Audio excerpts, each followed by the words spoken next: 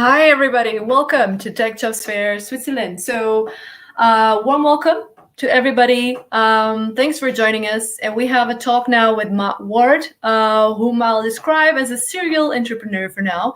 Hi, Matt. How are you doing? Pretty good, Rita. Thanks for having me. How are you? Thank you for coming. I'm good myself. Can't complain. So more in detail, but briefly, Matt is also a venture lab startup advisor and business consultant for strategy and growth, and an ex-angel investor and VC. So he helps founders and businesses change the world for the better with experienced growth, strategy, marketing, fundraising tactics. You can find more about Matt at mattward.io. And I would like to pass it on to you, Matt, now.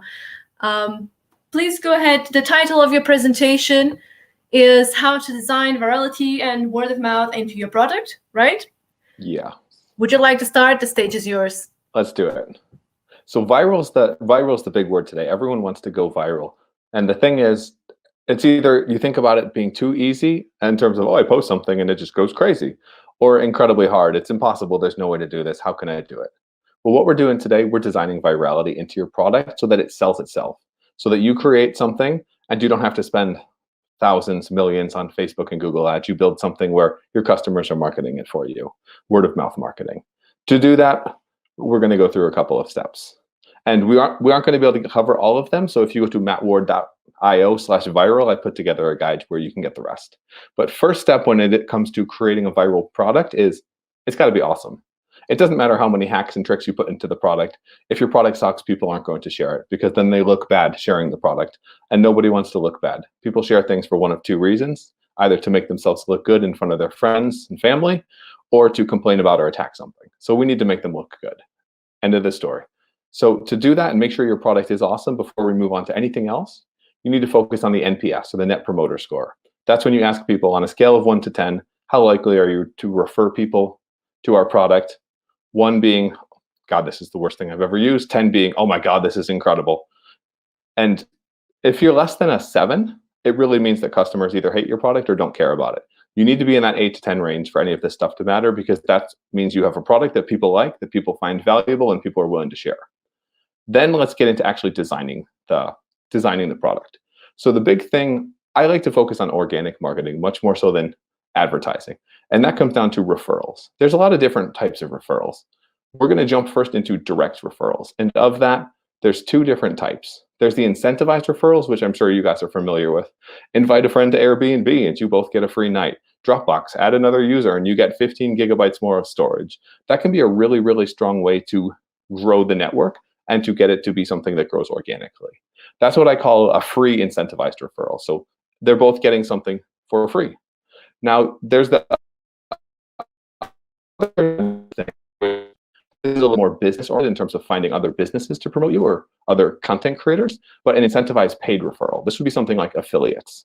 So I ran a podcast in the past telling people how I built an Amazon business. I scaled it quickly. I had software that I used. I told people, here's the software I use, and you can get a 30% discount for signing up if you guys want to use it in your business. I got paid to do that.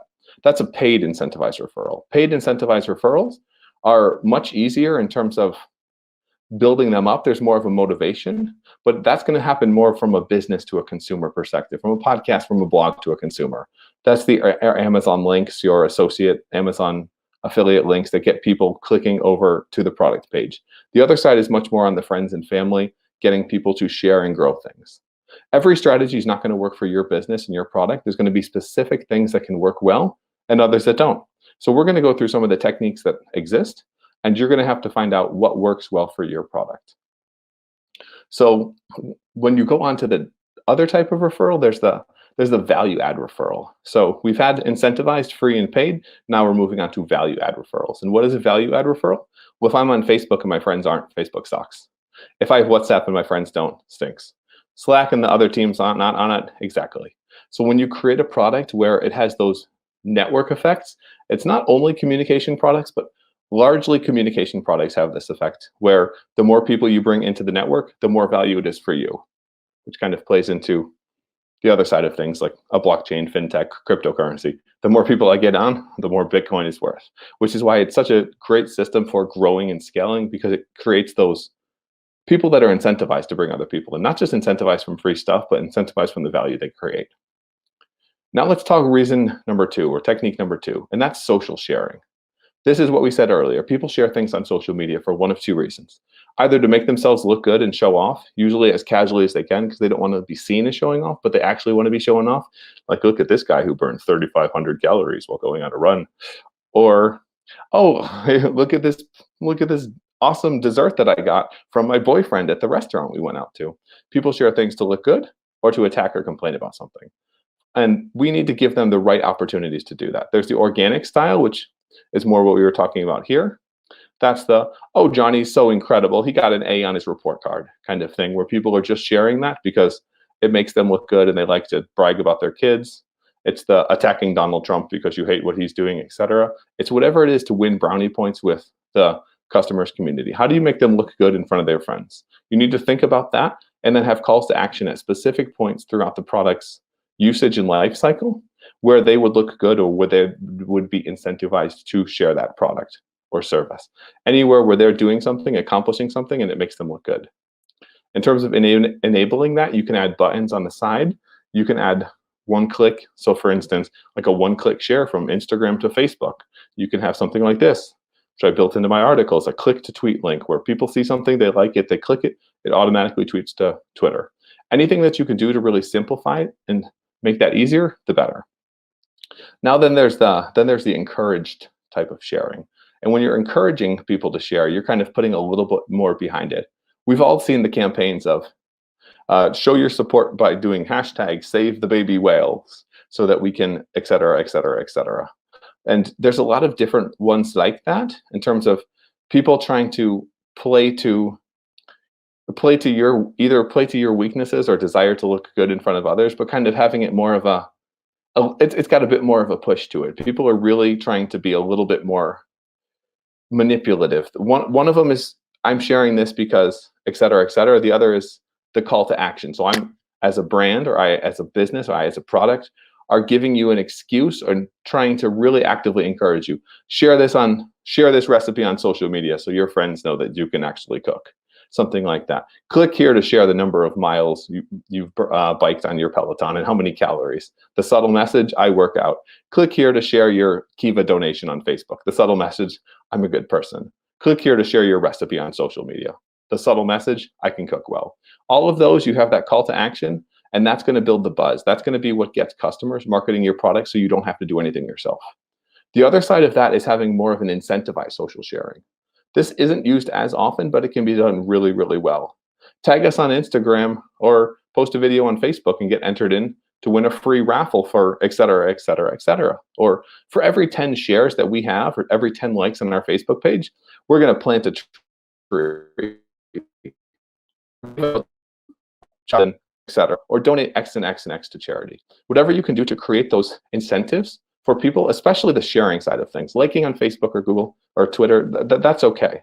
But getting people to share and get it in front of their network, that's how you really build in that virality that can grow, scale, and becomes your flywheel that powers the product. And that's what we're trying to build here, is the flywheel for your product. Because every percentage we increase for the amount of referrals that people have, the amount of times they share, the amount of people they bring into the network, that's exponential growth over time. Even if it's only 1 or 2%, that's really scaling up over time. So to summarize, here are the questions you need to ask your team. How do you help your customers or users look good or cool in front of their friends? How do you encourage users to share and engage your product and content? And how easy is it for users to share and engage your content? That's very important as well, because remember, people are lazy and you've got to make it super, super easy for them. If you want to see a bit more detailed strategy on this, again, you can go to mattward.io/viral, that's VIRAL, or just /free. Same thing, it'll get you there, it'll get you this, it'll get you my guide to acquiring and retaining customers, pitch decks, etc. Now let's move on to the third key to virality, or the third way you can design in virality. And this is daily usage or product features. This is something that's a little bit harder for some products, but the ones that really get it right, or the ones where it's built in, it's incredibly powerful, because seeing is believing. When you see something happening, it's hard not to get excited. Like the first time you saw someone drive up in an Uber and you're like, oh my God, do you seriously have your own chauffeur? And they're like, no, I got to tell you about this awesome service called Uber. and you're like, oh my God, I have to get that. And you download it immediately. Or you're at the networking event and you're meeting people and you reach into your pocket, or someone else does, and they go, shit, I'm out of business cards. They pull out their phone and show you the LinkedIn app. Here, let's scan instead. Show me. People are like, oh my gosh, that's so much easier than carrying business cards. That's the real world effect. There's the notorious Netflix and chill. Hey, do you want to come over and watch a movie? Well, once you've done that, you never go back to regular television where you have advertising all the time. $10, sign me up. You're out with friends and you're buying, everybody paid for something and now you're splitting the bill. Hey, how about we just split the bill? We can use Venmo. It's these social situations where you see the product in action. How do you make those or engineer those into your product? Again, some of these are hard to design, but if you're able to think about some of that ahead of time in terms of ways you can have customers interacting with the product in front of other customers, especially making it look cool, that's a great way to build in that real world virality. And it's just something that not a lot of businesses or apps focus on. And when it does, it really sells itself. Now let's get into another version of virality. This is one that's not necessarily used as often, but it can be super, super powerful. And this is direct sharing or sending something. And this is the easiest way to demonstrate this is really with an example. And now a great example would be money. I could send you money via Venmo or PayPal. You tell me what your account is, I send the money over to you. And who's gonna say no to free money? Hey, can I gotta send you $50. What's your Venmo? I don't have it. Well, what's your email? Okay, send. But how do I get it? Just check your email. They check the email, they download, oh, now they're a user of Venmo, and suddenly they're hooked for life. Same thing with file sharing. You need to send a file to someone? Well, I'm gonna upload it to Google Drive or WeTransfer, Dropbox, maybe it's a contract, DocuSign. I send it over to someone. They have no other option other than to say yes and to create their account. Suddenly you have a new user, a new account, and they've seen how valuable that is. There's a very good chance that they're going to start using that and also sharing it to other people as well. Location sharing, same thing. Hey, share your location so I can pick you up on Uber, or so we can find each other on Google Maps, or so WhatsApp can tell me where you're at. Those type of things are the just absolute does of when someone does that, or when a product or an app has that built in, that creates that viral effect of the user-to-user growth. It doesn't always work, and it doesn't always apply to products because certain products just don't have that effect to them. But there is another hack around that, even for the products that aren't that great. There's the one button that all of us see and some of us click. Share this with a friend. Maybe it's an e-birthday card that you created for someone. Maybe it's an email or something that you found. Maybe it's a new product that you're using or a new app that you're using. Just occasionally having a call to action pop up that says something like, share this to a friend, or wouldn't your friend like, or something like this. Having that call to action right in what I call the sharing sweet spot, right in the customer journey where people have been going through, they've been using the product, they got the value out of the product, they're like, yes, this is the coolest thing ever. I just made my first ever birthday card. And then share this. Got hit already. It didn't even, oh, you have to, yes, I got the dopamine ready. Didn't to take any drugs, I got the dopamine hit of using the product, and now I'm going to share that so other people can as well. And I can look good in front of my friends because I'm showing them this awesome card I designed. Freemium. Freemium could be a great way to grow, especially if you show your company logo. So this is a way where you can have a product, freemium, most of you I imagine will know, products free or there's paid for extra features, etc. Very common with apps, services, pretty much all businesses that are digital at this point. Anything where the cost is essentially zero, you can offer a freemium model where it doesn't cost you any extra. When it comes to physical products, this is much harder, but there may be some ways to hack this as well. But we've all seen something like this. You get the email and it says, oh, this was the sent by MailChimp with the little monkey icon, or the customer service pop-up on your favorite e-commerce store, powered by Intercom, or you are reading that blog of that blogger you really like, the mom blogger, or whatever it is, built on WordPress in the footer. These companies offer free versions of their product because they know that people are free marketing. It's kind of like when you walk around wearing a company's brand right on your shirt. You're free marketing for everyone else. And because of that, you're bringing in more people. That's why MailChimp is, I think they're still private. 11 million plus users, 4 billion people they reach worldwide. And that was as of 2019. They spread like wildfire. Obviously, that only works really for digital and SaaS products.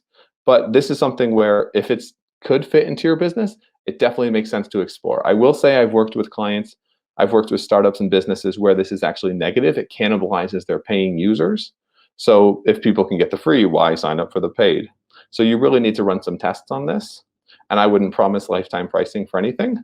But if you run the experiments and the numbers come back positive, it's definitely worth considering keeping freemium as a part of your product and your business's growth strategy, because it's free to you.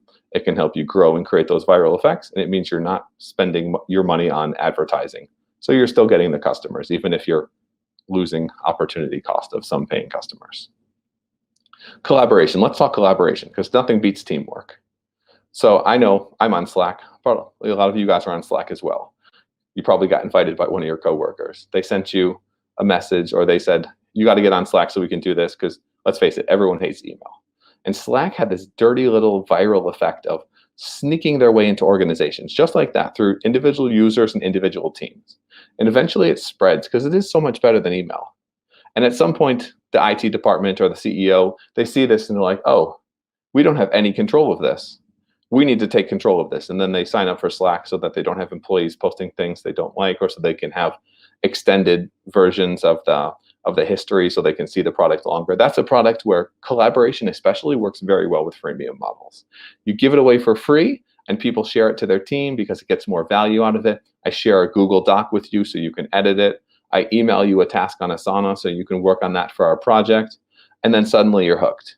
And when you're hooked, the organization becomes hooked, because when someone tries to get you off of Slack, all the employees revolt and say, no, we're not going back to email. Email sucks. Slack is much better for us. That means you've kind of snuck your way into there, and now you win. The company has to pay, and you have a customer essentially for life, because going off would mean really ticking off the employees and screwing with the business.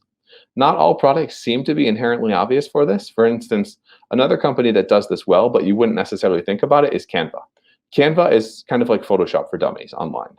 So you can use it, you can find images to create Instagram headers, create YouTube thumbnails, you can create business cards, but you could also create flyers and all kinds of things.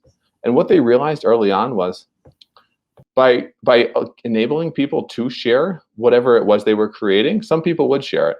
And suddenly they found that they were getting shared between teams, and they were getting shared between businesses and being used for business purposes.